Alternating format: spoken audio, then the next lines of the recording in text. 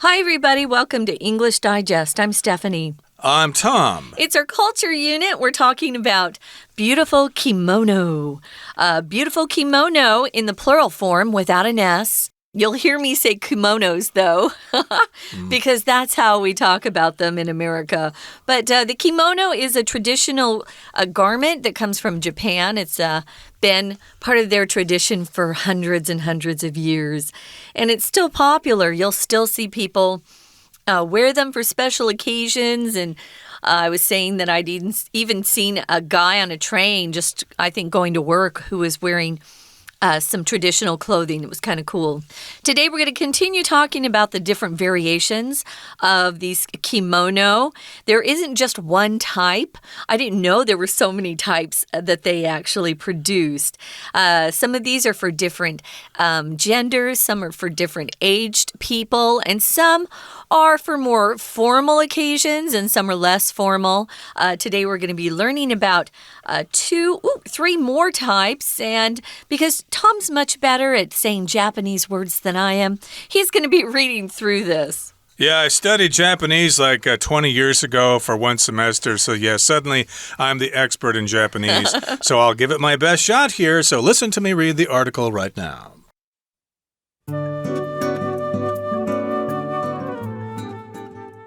Hikizuri. This is a distinctive kimono worn by geisha theater performers and other traditional dancers. Its trailing cushioned hem hides the feet to give the impression that the wearer is drifting gracefully across the floor. When the geisha who wear them are dashing between appointments at tea houses, they pick up the long skirt in their hand. Like other kimono styles, Hikizuri vary in their styling and formality according to the age of the wearer, the season, and the occasion. Tomesode. With either a black or solid colored base and luxurious designs on only the lower hem, tomesode are highly formal kimono for married women. Black tomesode are typically worn by the mothers of the bride and groom at weddings, while colored ones are a good fit for other formal occasions as well. Tomesode typically pair with a finely patterned gold obi and white accessories. The tomesode's formality is evoked not only by its color scheme, but also the 3 to 5 family crests that decorate its chest, sleeves, and the back of the collar. Uchikake. The Uchikake is a gorgeous bridal over kimono that trails on the floor. It can be beautifully colored, often in red, though it also comes in an all-white style called shiramuku. This magnificent bridal set, complete with a traditional hairstyle and decorations such as hair ornaments, a fan, and a special veil, is typically worn by brides at Shinto wedding rituals. Many shrines keep their own Uchikake to rent out for weddings. While these styles of kimono only scratch the surface of the complex art of kitsuke, they paint a beautiful picture of all the different ways Japanese women like to wear their traditional clothing. Next time you head to Japan, you can try to catch a glimpse of all these styles in public and even wear them yourself.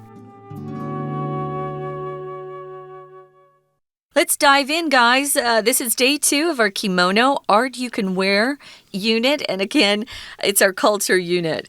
So here is another type of kimono that people wear, and that's the Hikizuri, which is a distinctive kimono, and it's worn by geisha.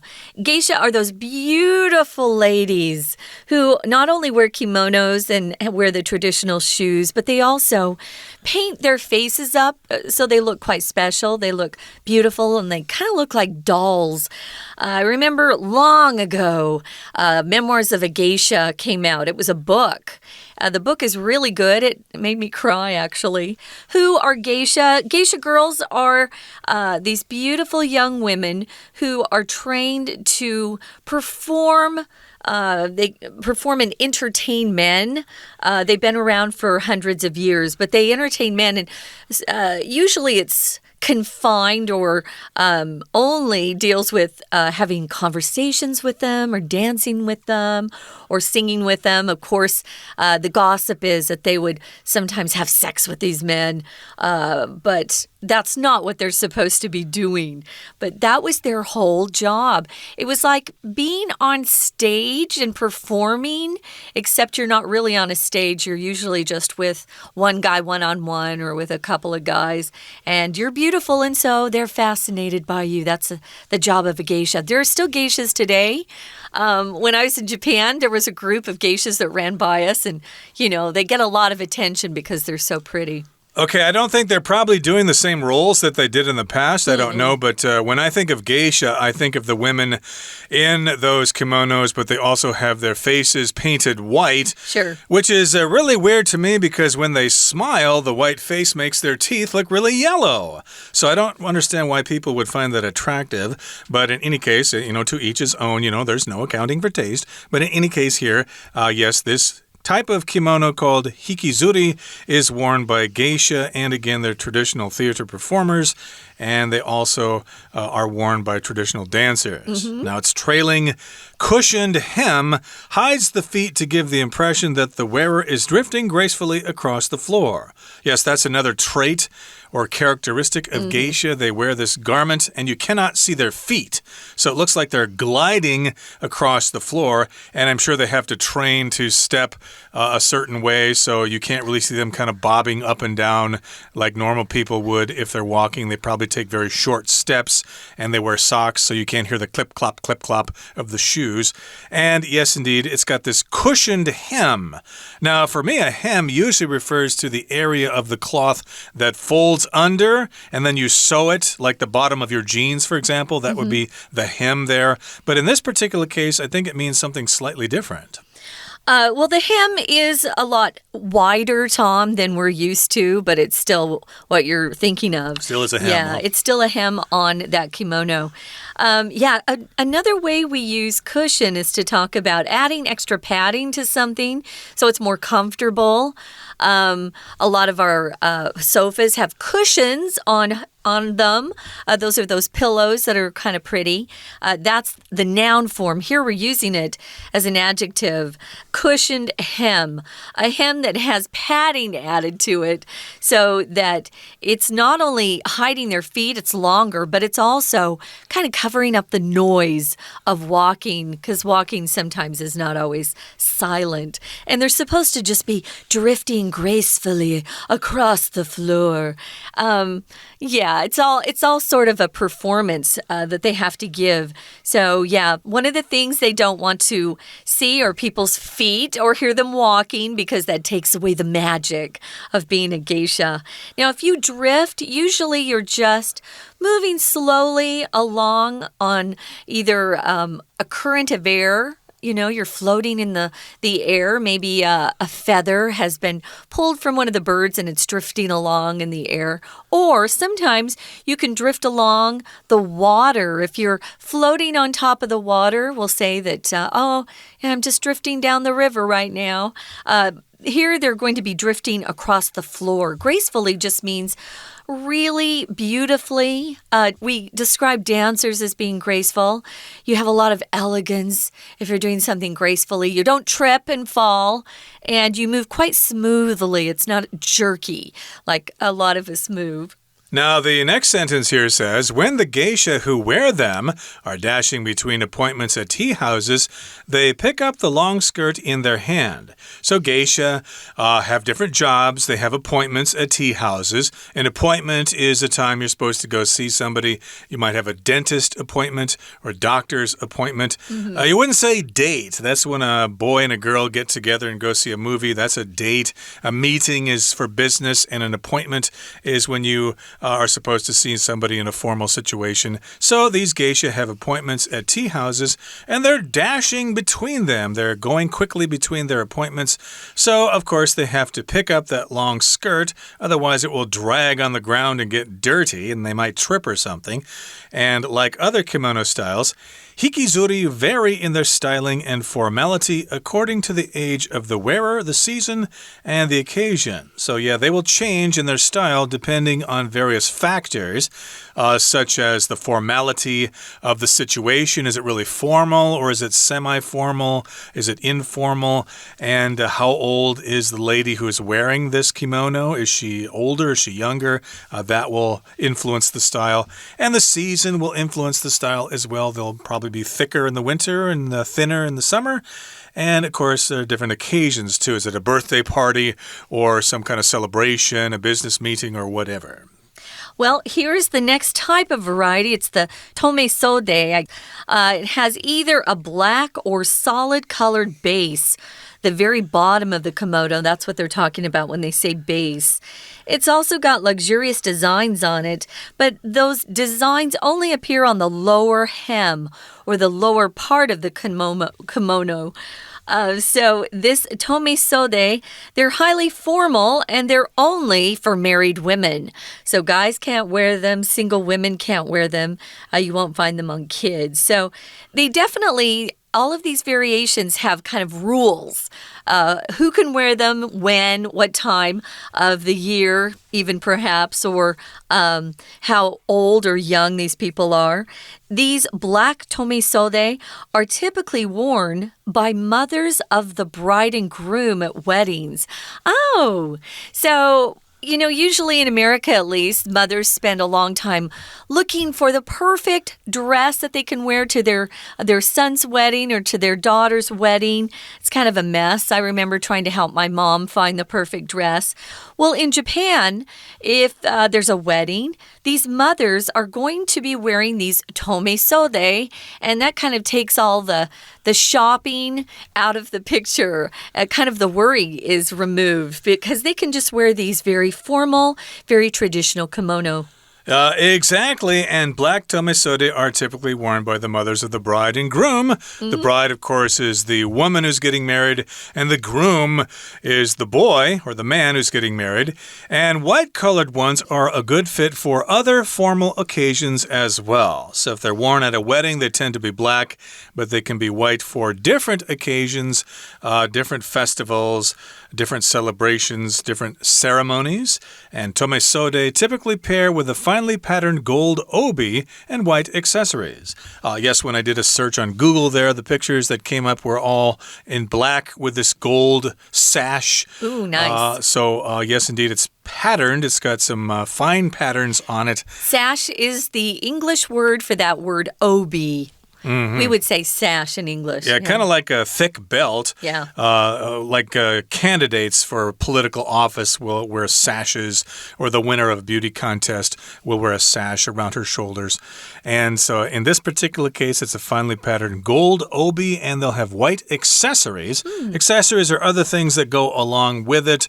Accessories for jewelry would be like earrings and bracelets and rings and a hat or something like that. Hat, shoes, those are all accessories, yeah. And the tomesode's formality is evoked not only by its color scheme, but also the 3 to 5 family crests that decorate its chest, sleeves, and the back of the collar. Now, I must admit, when preparing for a lesson today, I looked these up and found that a lot of them, all these things look the same, so they have to have these very subtle differences in order to tell them apart, especially for a Westerner who's not used to seeing them. And the tomesode will be formal. Its formality is evoked, or its formality is let known to us, becomes known to us because of its color scheme, but also the family crests, like the symbol of the family, that will be in various places on the garment, the chest, the sleeves, and the back of the collar. So that's one way to tell if it is a tomesode or not. Okay, guys, it's probably time to take a break. We'll listen to our Chinese teacher, and then we'll be back. 听众朋友大家好，我是安娜。我们昨天带大家看了3种不同的日本和服，我们今天再带大家看一下第4种和服，叫做引折。那引折是谁穿的呢？主要是像艺伎啊，或者是戏剧表演，还有一些传统舞者，他们会穿的一种比较独特的和服。那么这种独特的和服呢，基本上它会有一些衬垫啊，作为缓冲，在下摆还藏住了脚，所以穿影折这样和服的人呢，就会感觉好像很优雅的飘过地板，有这种印象。好，我们特别看一下这里的第二句哦。第二句这里呢，有一个 that一直到最后句尾的地方，但是在这里并不是关系子句哦，特别注意一下，在这里的 that一直到句尾，它是补充说明前面这个印象 the impression 是什么东西。那我们到底要怎么样做分辨呢？如果在名词之后又带了一个 that 加上完整子句，那么这里的 that 会很单纯，就只有连接词等号的概念，给大家什么样的印象呢？这个印象就是等于 that the wearer 穿着着影折这样和服的人点点点点点一直到最后。那你说什么叫做完整子句啊？其实我们把动词 is drifting 这里圈起来，你会发现前面已经有主词了，那么后面的 across 介系词之后还加上了受词，所以在不缺主词受词的情况之下，这就叫做完整的句子。所以我们可以判断这里的 that 它其实只是很单纯的连接词，是代表补语的一个概念。好，那么穿着影折的这些艺妓呢，就会奔走在这茶室之间啊，然后就会把这个长裙抓在手里，那这是一种很优雅的一种印象。那接下来还有一种和服叫做流袖。那么流袖是什么样的状况呢？流袖是通常是黑色或者是素色的底色，然后在下摆的地方呢才会有一些奢华的设计，通常是已婚女性啊比较会去穿着的一种很正式的和服。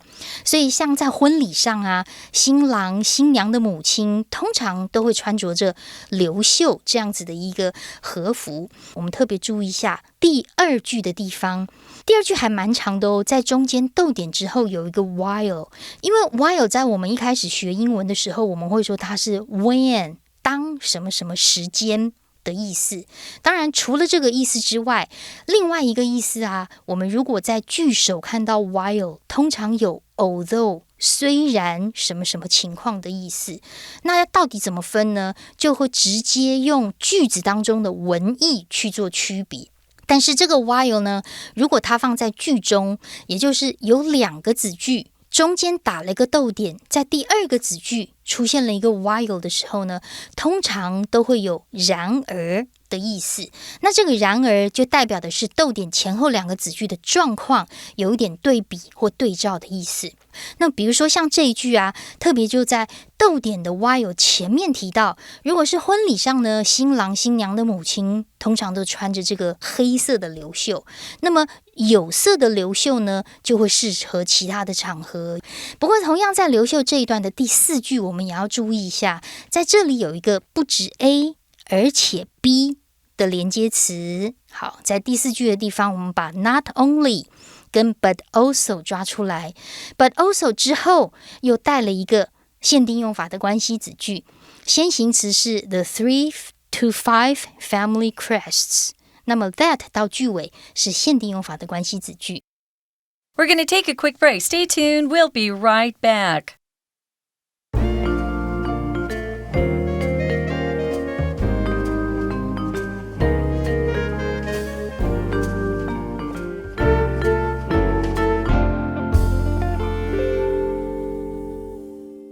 Okay, let's continue and talk about the next variety of kimono, the Uchikake.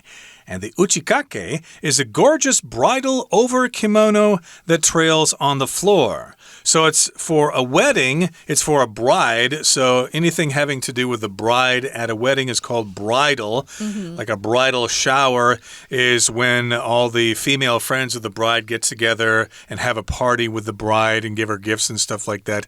And in this particular case, it's an over kimono, which means it's worn over something and it trails on the floor. Ooh, that sounds nice. Okay, so it can be beautifully colored. It's often red or in red, though it also comes in an all-white style called shiromuku. So if something comes in a particular color or size or style. It just means those particular things are available for sale. So if you're going shopping, ladies and guys out there, if you're super shoppers, you might go into the store and see the perfect shirt that you've been looking for, but it's not your color. You're kind of wanting to get a different color. Maybe the colors you see are black and white and blue, and you want a green. So you ask the person at the store, hey, does this come in green? Or does this come in a bigger size? Or does this come in a size 2? That's how we talk to the clerks that work in these stores when we're looking for a particular variation or style that we don't see. Does this come in? If you're buying a new car, hey, does this car come in a different color? Or does the interior come in leather? So this is the way you ask if something comes in a particular variety or style.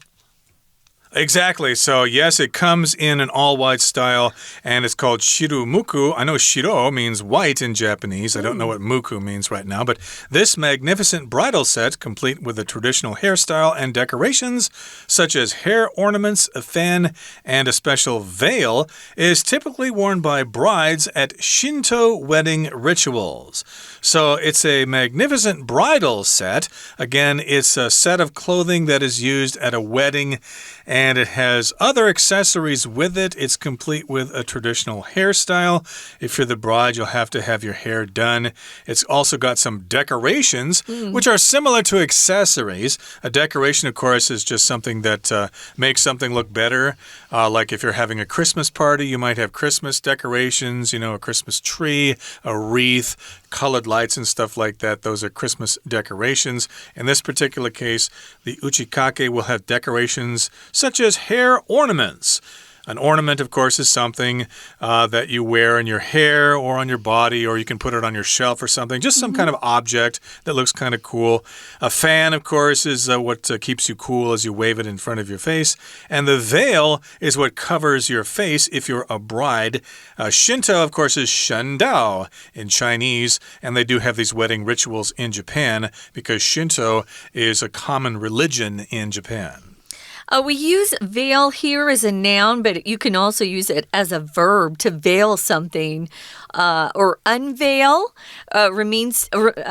means to unveil or to remove something so someone can see something that's been hidden.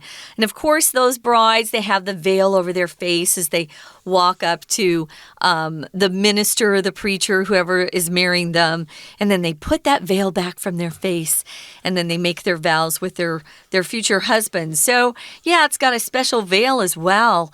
And again, these are particularly special because they're for weddings. It sounds like it would be very expensive to own these things. So you might just find one of those shrines that actually rent the Uchikake out for weddings. That sounds like a better deal. We have places like this in Taiwan where you can rent special beautiful dresses that are really expensive for your wedding, and then you don't have to keep them. You can just rent them and be done with it after you're finished. So moving on to the final paragraph, it says, while these styles of kimono only scratch the surface of the complex art of kitsuke, they paint a beautiful picture of all the different ways Japanese women and men like to wear their traditional clothing. If you scratch the surface of something, it just means you've just started learning or discovering new information about something that you're not very familiar with. There's much more that you have to learn and discover, but here you're just kind of scratching the surface. You're barely getting a start. Indeed, and yes, indeed, this is a very deep and complex science that you need to study a lot in order to know about it. So next time you head to Japan, you can try to catch a glimpse of all these styles in public and even wear them yourself. Okay, so again, you probably need to go to Japan to see how common these garments are. Yeah. My impression is that they're only worn at certain ceremonies. And also, if you're from outside Taiwan, especially if you're a Westerner and you start wearing these clothes, people in Japan might feel insulted. They might feel that you're making fun of them or something, or you're using their garments in an inappropriate situation. So, yeah, you really need to do your research first to know if you can get away with wearing these garments. Wait for them to tell you what to do before you do something silly. I ended up going to kind of a nice concert in Japan with my friends, and that's where I saw just common people wearing kimono. Okay. So that was kind of fun just to see how normal people wear them to something like a fancy concert. So, yeah, if you go over to Japan, and I'm sure a lot of our listeners have been there many times, I'm sure they've seen examples of these different varieties. Certainly beautiful, and I know here why they say it's art you can wear, because they really are quite beautiful. Yep, you might catch a glimpse of people wearing them, and you don't really catch a glimpse of people here in Taiwan wearing traditional clothing like the qipao and maybe some other traditional garments as well that are unique to Taiwan. But again, you need to ask around to make sure when you wear them and what's a good time to wear them. I have seen women wear qipao in formal restaurants, but not in other situations. Oh, I've seen it, actually. Maybe I go to more formal rituals than you do, but I love the qipao. I think it's beautiful. Yeah, maybe they wear them at weiya or something like that weddings. For a nice touch or something. Yeah. So, but we're talking about Japan here, and we've covered the topic of kimono very thoroughly here. But again, as we said, there's a lot more to know about kimono, so do your research. Okay, it's time now to turn things over to our Chinese teacher. 接下来就是最后一种和服啦，叫做打褂。那打褂这一种的和服呢，则是会在地板上脱役，新娘在和服的外层，会穿的一种很华丽的服饰，这就是打褂。那它可能会是很漂亮的颜色啊，通常是红色的，虽然也有那种白色全白的款式，不过呢，整个完整的华丽的新娘的套服，则是会搭配传统的服饰，像是一些发饰啊、扇子啊，还有一些面纱等等。我们特别注意一下第3句这个地方，它有一个关系子句的简化哦，而且是补充说明的关系子句简化。先行词就是第3句的主词 The magnificent bridal set， 逗点之后本来有 which is。冠带的 which 跟 be 动词的 is 被省略掉。那么因为其中有一个片语叫做 be complete with something， 因什么什么而完整，所以我们刚刚说整套的这种华丽的新娘套装要因为什么而完整呢？还要搭配一些发饰啦、扇子啦，或者是一些特别的面纱。所以在这里的关系子句其实后面蛮长的 which is，然后呢，省略掉之后，出现了 complete with 点点点点点，一直到逗点 veil 这个地方是简化后的关系子句。好，那么最后呢，我们当然文章在结尾的地方的第一句，最后一段第一句又出现了 while， 我们可以根据文意来判断一下，出现在句首的 while 是 when还是 although 的意思呢？如果是 when 代表的是时间，如果是 although 则代表的是一种让步。好，那么在最后一段的第一句，我们看到的是虽然 while 虽然这些不同款式的 kimono 和服只有触及了和服穿着的艺术表面，但是其实也描绘出日本女性喜爱一些这个传统服装的所有不同的一种穿法。当然除了在第一句这里的 while 是 although语义的判断之外，逗点之后主要子句也出现了一个关系子句，也就是关系词的简化。先行词是 all the different ways， 所有的这些不同种的穿法。后面的 Japanese 一直到句尾的地方，这是一个关系子句的这个冠带的一个简化。所以下一次如果真的到日本的时候，或许可以好好的看一下这走在街上或者是特殊场合所穿的和服。以上是我们今天的内容，我是安娜，我们下次见。That's it for today, everybody. Thanks for joining us, and hopefully we have inspired you to learn more about kimono or make a trip to Japan yourself. From all of us here at English Digest, I'm Tom. I'm Stephanie. Goodbye. See ya.